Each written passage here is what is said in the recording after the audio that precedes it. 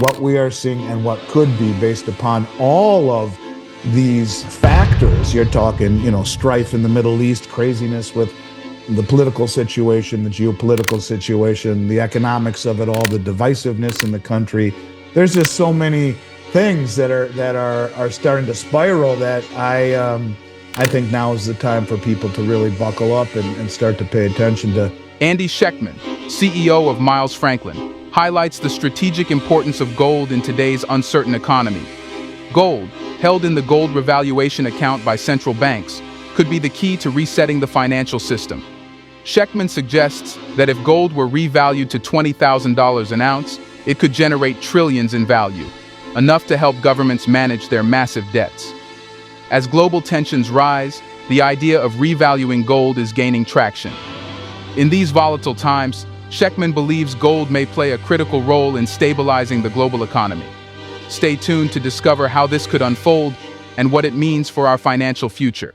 Things are beginning to break, and they realize that a sell-off like this often happens counterintuitively.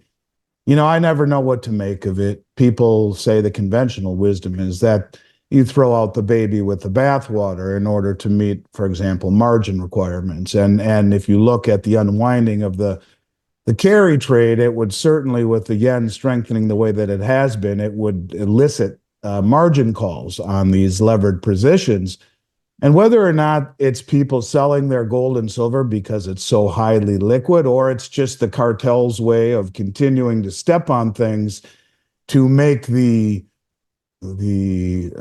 perception of gold and silver being the place to run, kind of trying to sever that relationship, which is more along the lines of what I think people are seeing through that. The tricks and the methods that have been used for a very long time, I think, are growing long in the tooth, and they are becoming far more transparent to the investing public. And I would say today has been one of the busiest days we've had in months, literally, maybe even going back to last year when we had the banks fail. People are not dissuaded whatsoever. In fact, I think they're quite incentivized to see the value that is found here in a price that just got, clubbed. Although it's interesting with gold, it's back above $2,400 and only down a little bit right now. The futures I show only down $23.50. They were down as much as 70 plus earlier this morning. And so I think that this is a short-term knee-jerk reaction. Well, I've talked a lot about it with you too. Gold held in all of the balance sheets across the globe are held in an account called the gold revaluation account. You can't even make that up.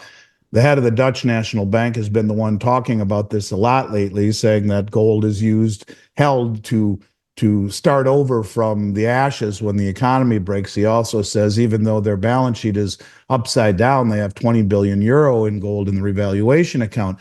My thought after reading that is if they want to, revalue gold a little bit to create the strategic reserve, why not revalue it a lot and recapitalize, the federal debt?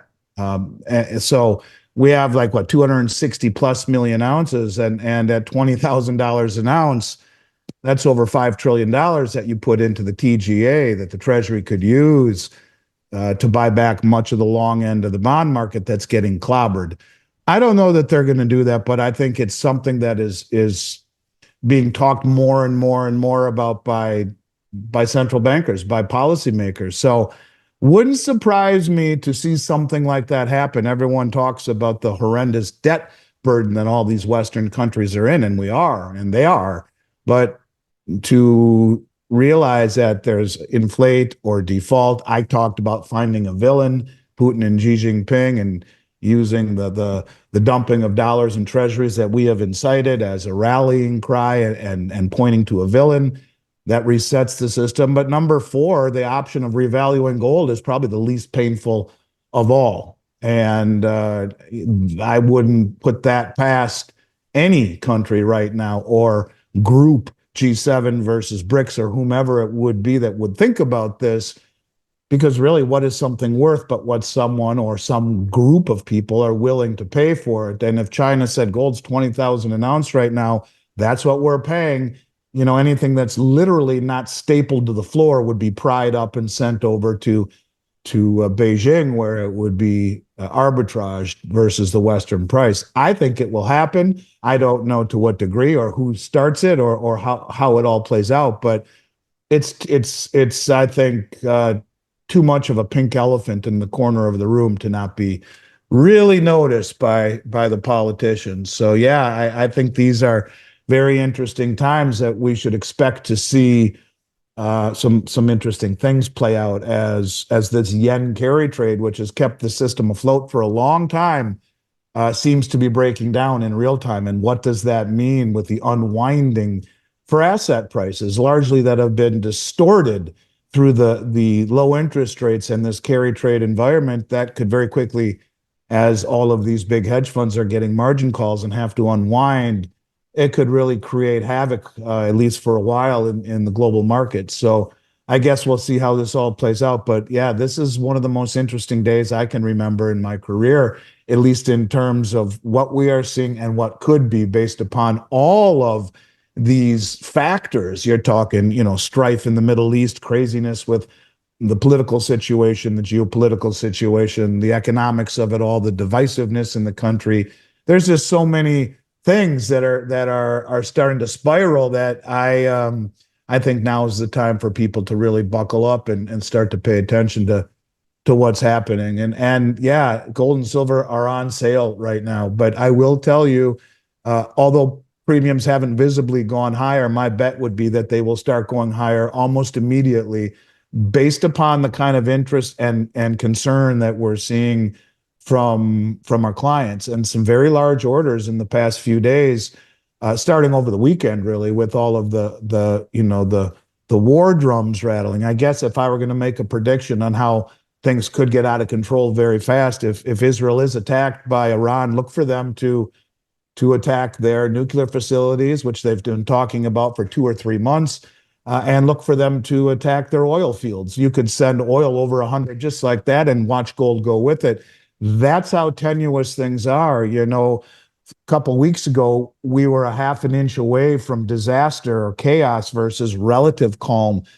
The whole system, the whole ecosystem is kind of balancing on razor's edge right now, and something is going to trigger it. Something is going to incite all of this to play out. And maybe this is the beginning of it, the unwinding of the carry trade. Seems too simple to me, but I guess we'll have to see, Chris. And I've never been more adamant that it's getting late in the day for people to protect themselves, because yes, it's cheap. Yes, it got hammered, but that's exactly the atmosphere that we've seen over and over and over and over again.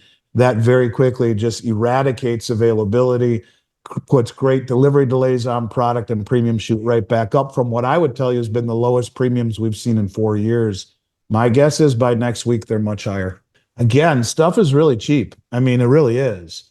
Compared to where it's been, we see some more craziness like this within the markets in particular. You'll see premiums go parabolically higher. And I don't know if that happens in a blur or if it happens orderly, but I would say, if I had to guess, we've seen the bottom of where premiums are, only to go higher from here based upon the way things are unfolding. If you found Andy Schectman's insights on gold and the global economy intriguing, make sure to hit that like button and subscribe for more content like this. Don't forget to ring the bell so you never miss an update. Thanks for watching, and stay tuned for more deep dives into the financial world.